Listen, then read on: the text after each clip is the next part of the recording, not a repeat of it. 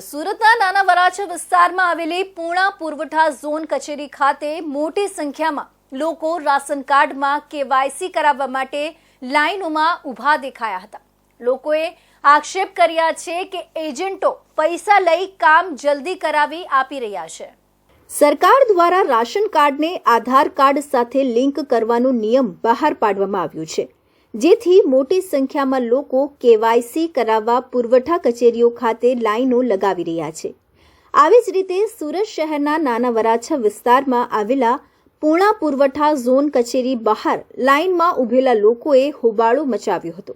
લોકોએ મીડિયા સમક્ષ રજૂઆત કરી હતી કે રાશન કાર્ડ સાથે આધાર કાર્ડ લિંક કરવામાં કોઈ ટેકનિકલ ખામી સર્જાતા લોકોને ભારે હાલાકી ભોગવી પડી રહી છે।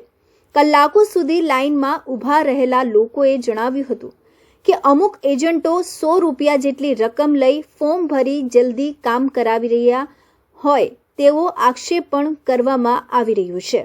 અને અમારે કેવાયસી આધાર લિંક માટે આવ્યા છીએ રેશન કાર્ડમાં, પણ હવે અમારે પ્રોબ્લેમ એવો છે, આધાર કાર્ડ લિંક થયેલું છે પણ નંબર જુદો છે, બરાબર છે। હવે પહેલાં અમે આધાર કાર્ડના બધા પ્રૂફ આપેલા જ હતા, તો ખોટો નંબર કઈ રીતે? હવે એ 300 લોકોની એ જ સમસ્યા છે, બધાને ખોટા આધાર કાર્ડ લિંક થયેલા છે, બરાબર। તો હવે અમે 6 વાગ્યાના અહીંયા લાઈનમાં છીએ, બરાબર।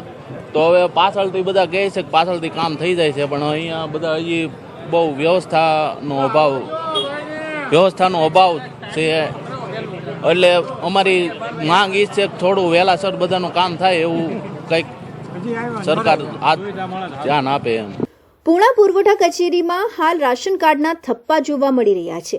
અધિકારીઓ સામે લોકોએ રોષ ઠાલવતા જણાવ્યું છે